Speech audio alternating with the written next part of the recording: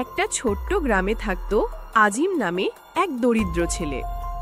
বাবা মা ছিল না, সে একাই জীবনযাপন করত। সারা দিন খেটে কোনো রকমে খাওয়ার ব্যবস্থা করত। একদিন আজিম বাজার থেকে ফেরার পথে মাটিতে একটা ছোট্ট থলি পেল। থলির ভেতর ছিল অনেক সোনার মুদ্রা। আজিম অবাক হয়ে গেল। সে ভেবে দেখল, এই টাকাগুলো দিয়ে আমি রাজা বাদশাহের মতো জীবন কাটাতে পারি। কিন্তু তার মনের ভেতর থেকে একটা কণ্ঠ বলল, যা তোমার নয় তা নিজের করা উচিত নয়। আজিম সেই থলিটা নিয়ে সরাসরি গ্রামের বড়লোকের বাড়িতে গেল, কারণ শুনেছিল বড়লোকের ছেলের টাকা হারিয়েছে।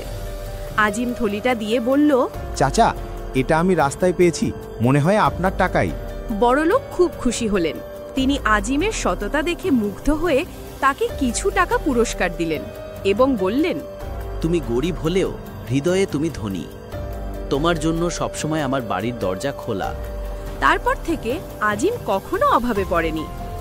গল্পের শিক্ষা: সৎ পথে থাকলে মানুষ একদিন অবশ্যই তার পুরস্কার পায়। একটা গ্রামে রাশেদ নামে এক ধনী ব্যবসায়ী ছিল। সে খুবই গর্বিত মানুষ।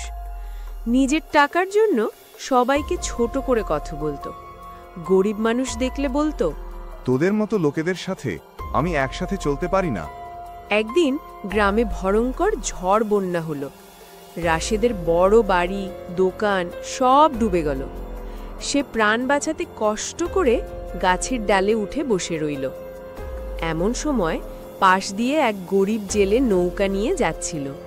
রাশেদ চিৎকার করে বলল, ভাই, আমায় বাঁচাও।